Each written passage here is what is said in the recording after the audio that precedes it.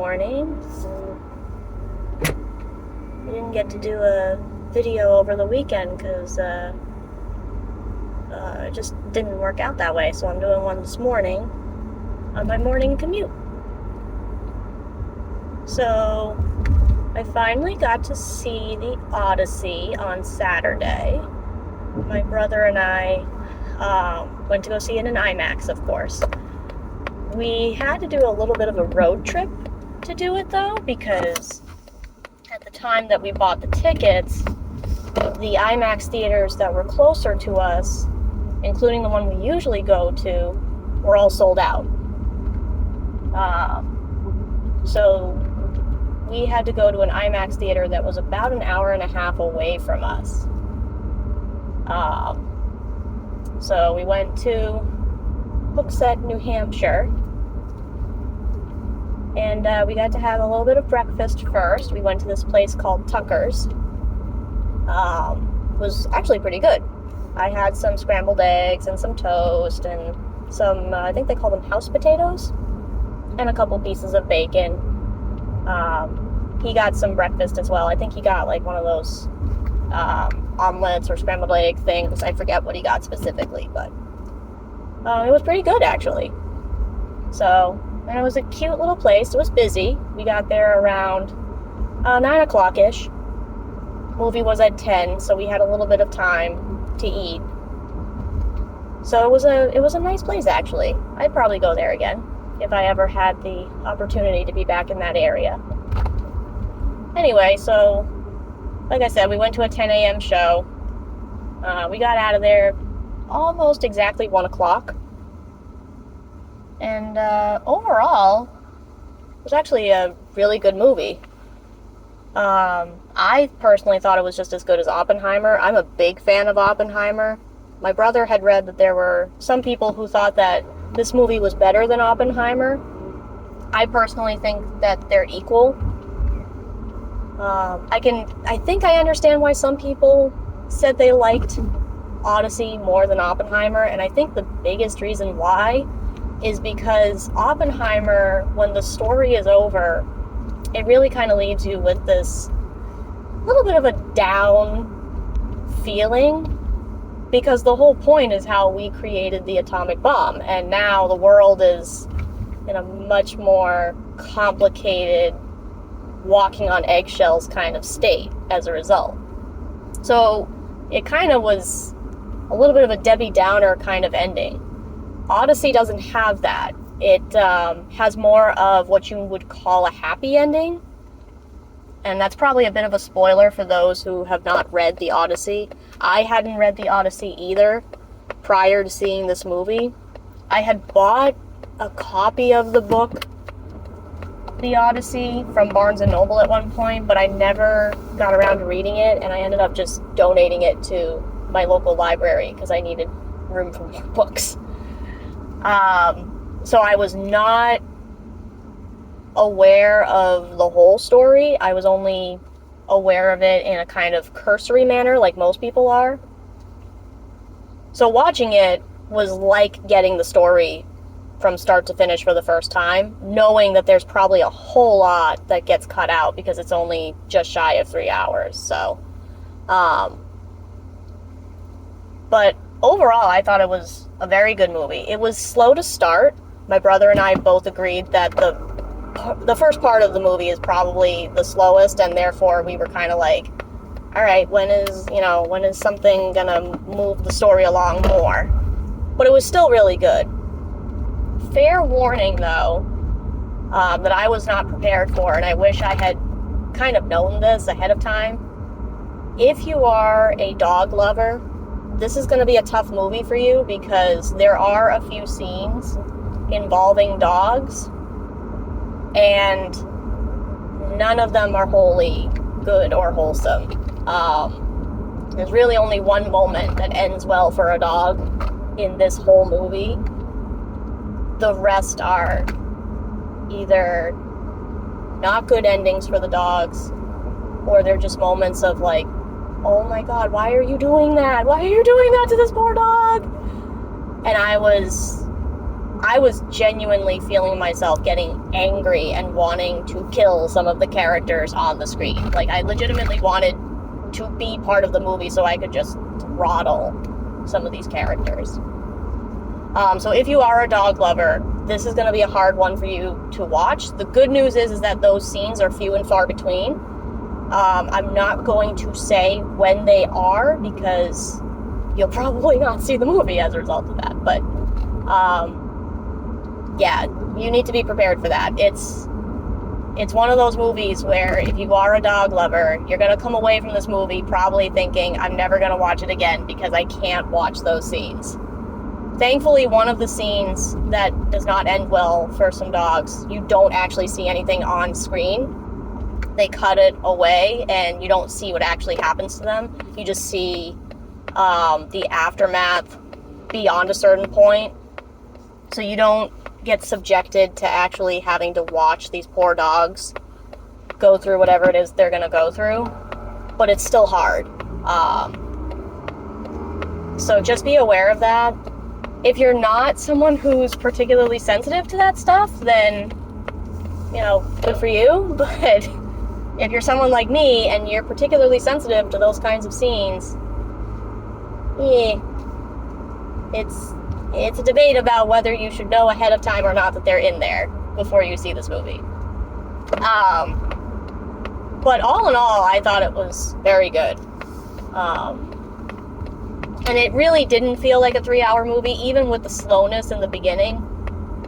And they did a really good job of making this movie more, I don't know what the right way to put it is, but you can imagine that if this story was written thousands of years ago by ancient Greeks, then there's a certain element of, we're not necessarily looking to teach you a lesson here. We're not looking to necessarily steer you in one direction or another about anything. We're just telling you a story. And what Christopher Nolan has managed to do with this is he managed to put in just enough of a modern, I guess you could call it sensibility, to make it so that the movie can connect with the modern audience, but still maintain enough of that original ancient storytelling intention of just telling a really good epic story. That's exactly what you get here. And really kind of the main modern thing that he puts in is this understanding of when you're someone who's in a situation like the Trojan War, the impact that that war can have on you and your fellow human beings, particularly when it drags on for a long, long time and it's over something as, in my opinion, ultimately trivial and petty as, hey, this guy stole my woman. That's supposed to be my woman. I'm going to war to get her back. You know, it's almost a little bit reminiscent of the Game of Thrones story where Robert Baratheon goes to war with, I think his name was Rhaegar Targaryen, because he believed that he stole the woman he loved or was intended for. And it leads to just horrible consequences for everyone involved. All over a woman, like, and people talk about how women are emotional and shouldn't lead. Well, excuse me, but men are just as emotional and are just as territorial and willing to hurt someone over something like that as a woman is. Sorry. Like, women are not that different from men. They're really not. Or a better way to put it is, men are not that different from women. That's the better way to put it. So coming back to The Odyssey, I thought Christopher Nolan did a really good job of making the movie emotionally resonant, where he's just simply trying to get across war is a horrible thing. And if it's done over something that really doesn't matter in the grand scheme of things and is really just about someone's pride and ego, it's far worse than the wars that you might fight if you're trying to defend yourself against someone else. So I thought he did a pretty good job of doing that. And there were some genuine surprises in the movie that I wasn't expecting. And the cast that he has is really expansive. There's a lot of people in this movie that are obviously quite famous in their own ways. And then there were some people that were in it that I did not know about. And I won't spoil who those people are in case you have also tried to keep as much information out of your sphere as possible because you don't want to get any spoilers. But there were some people in there that I was like, hey, I didn't know they were in this movie. Really? So, all in all, I really enjoyed the movie. I'm glad I saw it in an IMAX theater. My brother's best friend has been told, my brother's best friend told him that when he and his wife went to go see it, his wife said, I want to see it in 70 millimeters, which for those of you who don't know what that is, don't bear with me. I don't know that much about it myself. I just know that it's considered either a higher quality presentation or it's one of those like faster presentations where it's more realistic or something like that in terms of the frame movements, like frames per second or something like that. I think that's what it's supposed to be, or something along those lines. Maybe not, but either way, there's supposed to be something about the 70 millimeter presentation of this film that is considered to be the creme de la creme. And if you're gonna see this movie at all, it's strongly recommended that you see a 70 millimeter presentation of it. I think you should be fine with just seeing the movie in IMAX. If you're gonna see it in IMAX at all, just find a standard IMAX presentation. You'll be fine. Don't go crazy and try to kill yourself over seeing a 70 millimeter presentation of this movie. If you can see it, then by all means, do it. And then just, be glad that you got to have that experience. But don't go crazy over it.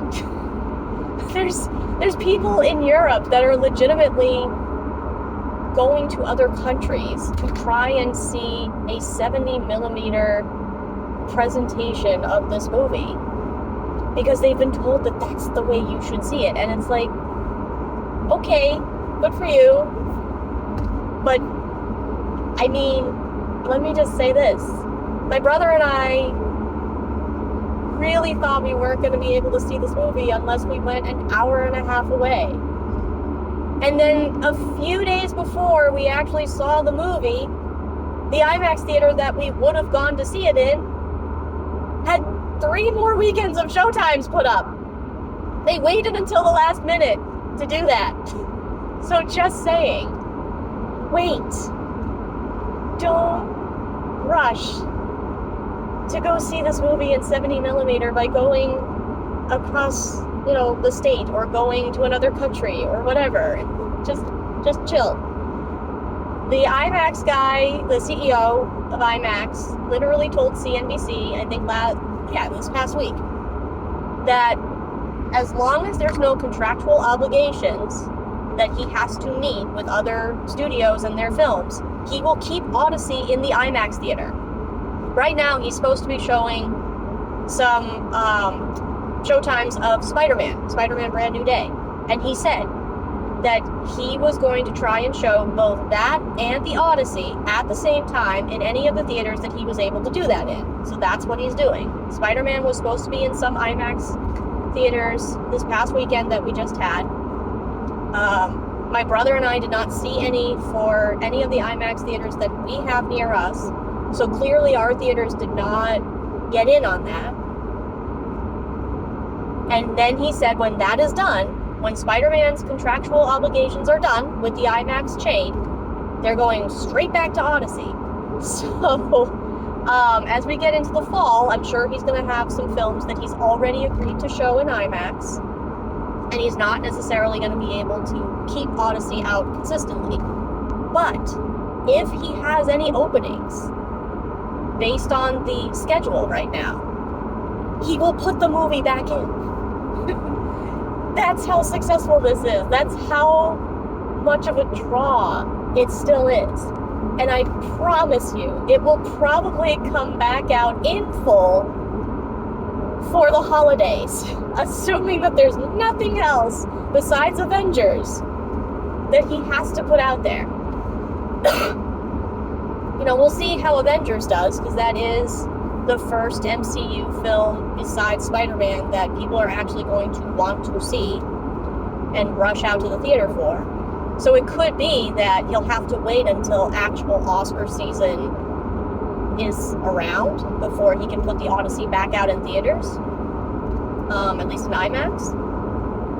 But yeah, just wait. Just chill, just wait. If you really want to see it in 70mm, just wait. You will get your chance. That's my prediction anyway. So, anyway, enough of that little tangent. So yeah, I really liked it. I definitely think it's gonna be, at minimum, a contender for several Oscars. Definitely Best Picture and Best Director. We'll see about the Best Acting categories. I don't necessarily think that there were any performances that necessarily stood out enough for me to be confident that someone's gonna get a nomination. Maybe Anne Hathaway for Best Actress. And I think Damon will probably get a shot at Best Actor. But I don't necessarily know. Maybe Robert Pattinson could be in contention for Best Supporting Actor. But again, I don't know that anyone necessarily had a performance that was a standout. So we'll see. But I definitely think he'll get nominated for Best Director and Best Picture. There's a shot at getting Best Visual Effects, because there were some scenes that probably could be in contention for that. Best Score could be a possibility. Best Sound, for sure. Best Sound Editing. And maybe even costumes and makeup. Anne Hathaway in particular, if they did primarily just real-world makeup for her, they did a really good job of making her look older than she really is. Anne Hathaway is only like 43 or something like that, and they did her makeup in such a way that she looks 10 years older than that. And she looks really convincing as a woman of ancient Greek times who is considered old. So I definitely think it should be a shoo-in for several nominations at the very least. And I have a strong feeling that at minimum, the movie will get Best Director for him. I could be wrong, but I think that because this movie has become such a cultural phenomenon now, he probably will get Best Director. I don't know if the movie will get Best Picture, because there's probably other stuff that will come out that could end up kind of sidestepping it and pushing it out of the way for Best Picture, but I definitely believe there's a strong chance that he'll get Best Director, at the least. So we'll see how it turns out. So thumbs up for The Odyssey. It's definitely made me more interested in reading some sort of translation of the Iliad and the Odyssey. And on that note, the IMAX CEO said, when he was asked about when do you think Christopher Nolan's next movie is coming out, and he jokingly said 3 years from now, because that's the pattern that he's been doing. My brother heard something, or read something rather, that said that Chris Nolan said he was planning on taking 3 years off because he'd done Oppenheimer and the Odyssey kind of back to back a little bit. So he was feeling like I need to take a break. But I said to him yesterday, I have a feeling that might end up being cover. Because the Odyssey has become so popular now and so well regarded that I think he's going to be tempted to do the Iliad. That's my guess. Because he probably knew that it was going to be really successful. I just don't think he necessarily anticipated how much of a cultural phenomenon it would become. So there's definitely going to be increased interest in the Iliad now because there's been such a rise in interest in the Odyssey. So if I were him, I would be putting together the script for the Iliad, and I would be roping in everyone that he could from the cast for the Odyssey that could play a role in the Iliad and say, are you in? Because I'm sure they'll all say yes. And there's several actors that didn't get as much screen time in the Odyssey that will get much more in the Iliad because they'll be more central to the story, or their character that they played in the Odyssey will just have more opportunity to be on screen in the Iliad. So that's my second prediction about this, is that Christopher Nolan's next movie is going to be the Iliad. How long he takes to get there, we'll see. And who knows, he might not do the Iliad. There's always that possibility. But I just have this feeling that he's going to be tempted to do it. So, we'll see. So, thumbs up for the Odyssey. If you haven't seen it yet, don't fret. There's going to be plenty of opportunities to see it. And if you don't get to see it before the holidays or before Oscar season, you'll probably get a chance to see it then.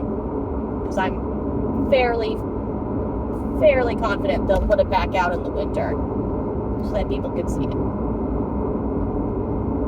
Alright, so I'm about to make it to work now. So I hope you guys have a great day, or had a great day if your day's already over. And I'll see you again soon. Bye.